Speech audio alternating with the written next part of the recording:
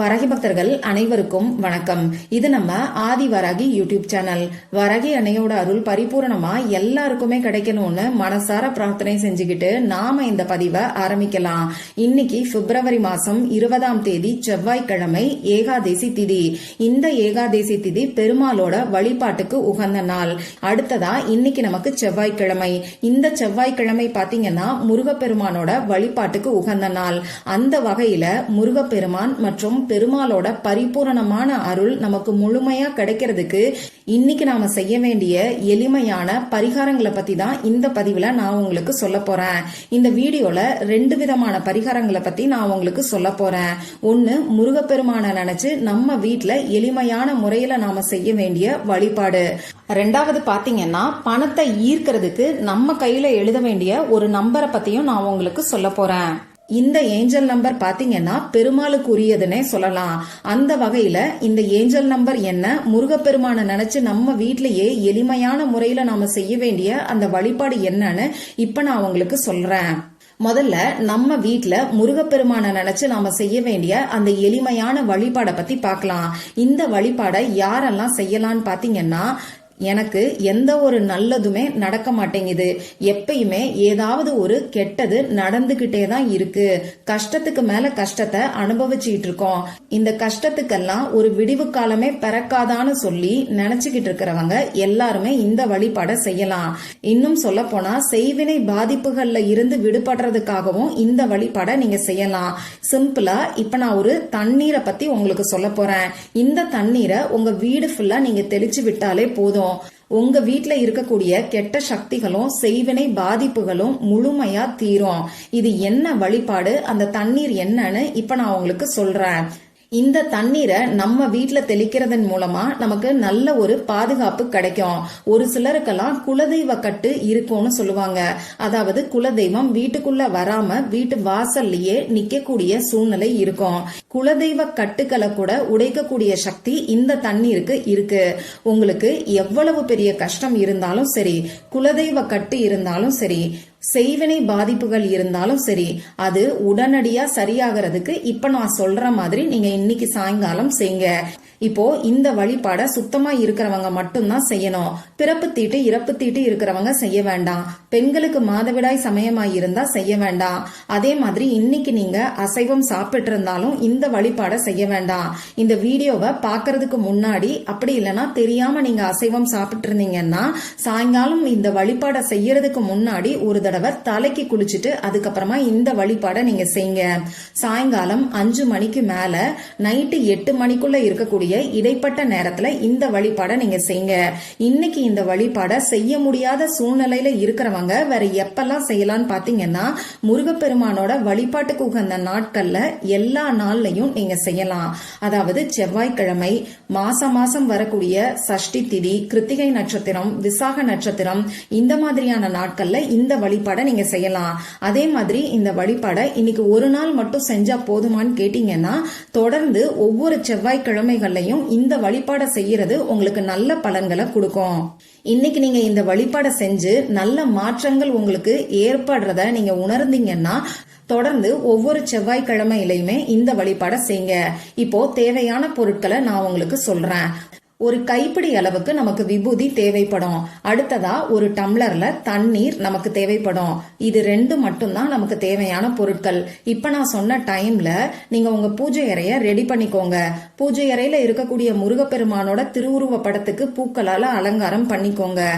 வேல் வழிபாடு செய்யறவங்க வேலுக்கு அபிஷேகம் பண்ணி அலங்காரம் பண்ணிக்கிட்டு எப்பயும் போல ஒரு விளக்க ஏத்தி வச்சுக்கிட்டு உங்க பூஜை அறைக்கு முன்னாடி ஒரு விரிப்பையோ மனை பலகையோ சேரையோ போட்டு நீங்க உட்கார்ந்துக்கோங்க.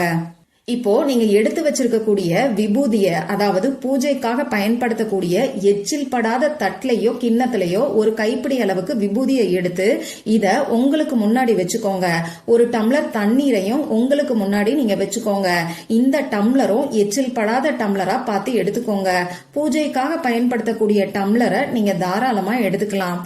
முதல்ல விநாயகர் கிட்டையும் அதுக்கப்புறமா உங்க குலதெய்வத்துக்கிட்டையும் மனசார பிரார்த்தனை செஞ்சுக்கோங்க.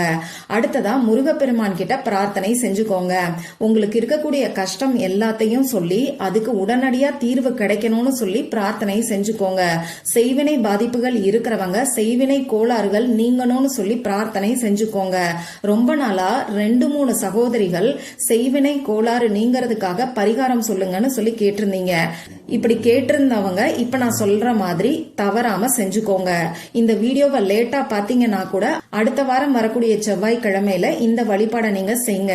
இப்போ ஸ்கிரீன்ல நான் உங்களுக்கு ஒரு வரி மந்திரத்தை கொடுக்கறேன். முருகப்பெருமானுக்குரிய ரொம்ப ரொம்ப சக்தி வாய்ந்த ஒரு வரி மந்திரத்தை தான் இப்ப நான் உங்களுக்கு கொடுத்திருக்கேன். இதை நான் உங்களுக்கு சொல்லியும் காமிக்கிறேன். ஓம் ஐம் ரீங் வேல் காக்க.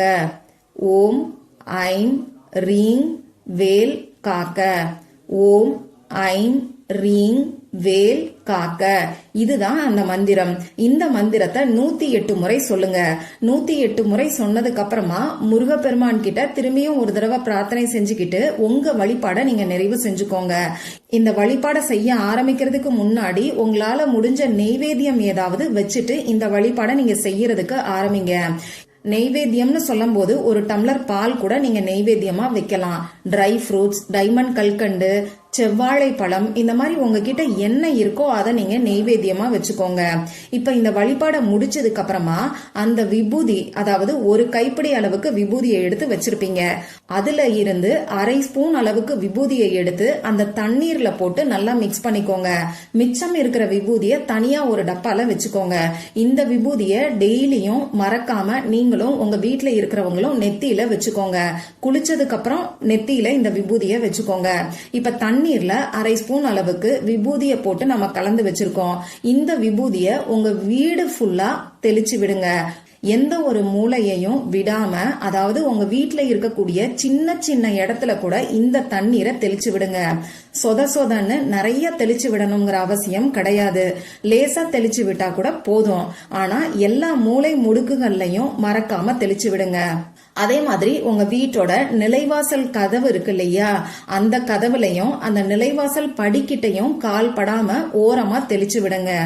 வீட்டுக்குள்ள இந்த தண்ணீரை நீங்க தெளிக்கும் போதும் கால்ல மிதிப்படக்கூடிய இடத்துல தெளிக்காம கொஞ்சம் ஓரமா தெளிச்சு விடுங்க.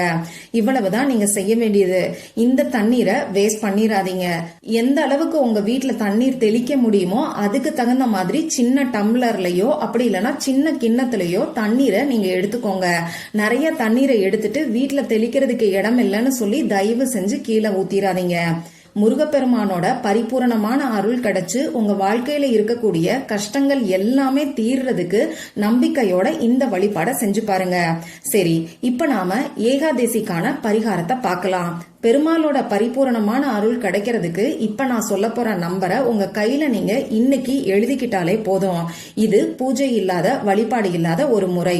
அதாவது எல்லாருமே செய்யலாம். நமக்கு எந்த விதமான கட்டுப்பாடுகளுமே கிடையாது. ஆண்கள் பெண்கள் யாரு வேணாலும் செய்யலாம். பிறப்பு தீட்டு இறப்பு தீட்டு இருக்கிறவங்களும் செய்யலாம். பெண்களுக்கு மாதவிடாய் சமயமா இருந்தாலும் செய்யலாம். இன்னைக்கு நீங்க அசைவம் சாப்பிட்டு இருந்தாலும் செய்யலாம். அதே மாதிரி இந்த ஏஞ்சல் நம்பரை இன்னைக்கு உங்க கையில எந்த டைம்ல வேணாலும் எழுதலாம். எத்தனை முறை வேணாலும் எழுதலாம். மறக்காம நைட்டு தூங்க போறதுக்கு முன்னாடி ஒரு தடவை எழுதுறதுக்கு பாருங்க. முதல்ல இந்த நம்பர் எழுதுறதுக்கு நமக்கு ரெட் கலர்ல இங்கு வரக்கூடிய பேனாவோ ஸ்கெட்ச் பேனாவோ தேவைப்படும். இப்போ நீங்க இந்த நம்பரை எழுதுறதுக்கு முன்னாடி உங்க கைய கழுவிட்டு வந்து உங்க மனசை அமைதிப்படுத்திக்கோங்க. நல்ல மூச்சை 3 முறை ஆழமா உள்ள இழுத்து வெளியில விட்டுட்டு உங்க குலதெய்வத்துக்கிட்டையும் பெருமாள் கிட்டையும் மகாலட்சுமி தாயார் கிட்டையும் மனசார பிரார்த்தனை செஞ்சுக்கோங்க. உங்களுக்கு பணவரவு அதிகரிக்கணும்னு சொல்லி பிரார்த்தனை செஞ்சுக்கோங்க. இப்போ நான் உங்களுக்கு பெருமாளுக்குரிய ஒரு ஏஞ்சல் நம்பரை கொடுக்கறேன். இருக்கிற எல்லா ஏஞ்சல் நம்பர்லயும் ரொம்ப ரொம்ப பவர்ஃபுல்லான ஏஞ்சல் நம்பர் எதுன்னு கேட்டீங்கன்னா இப்ப நான் சொல்ல போற இந்த ஏஞ்சல் நம்பர் தான். இந்த ஏஞ்சல் நம்பரை பத்தி நம்ம சேனல்ல நிறைய பதிவுகள் நான் உங்களுக்கு கொடுத்திருக்கேன். நிறைய பேருக்கு நல்ல பலன்களையும் இந்த ஏஞ்சல் நம்பர் கொடுத்துக்கிட்டு இருக்கு. அதனாலதான் திரும்பி திரும்பி இந்த ஏஞ்சல் நம்பரை நான் உங்களுக்கு சொல்லிக்கிட்டு இருக்கேன். அந்த ஏஞ்சல் நம்பர் என்னங்கிறது உங்களுக்கு ஸ்கிரீன்ல தெரியும்.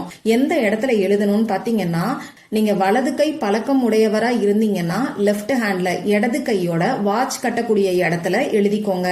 இடது கை பழக்கம் லெஃப்ட் ஹேண்டட் பர்சனா இருந்தீங்கன்னா உங்களோட வலது கையில வாட்ச் கட்டக்கூடிய இடத்துல எழுதிக்கோங்க. நம்பிக்கையோட செஞ்சீங்கன்னா நிச்சயமா இன்ஸ்டன்டா, அதாவது உடனடியா உங்களுக்கு நல்ல பலன்கள் தெரிய ஆரம்பிக்கும்.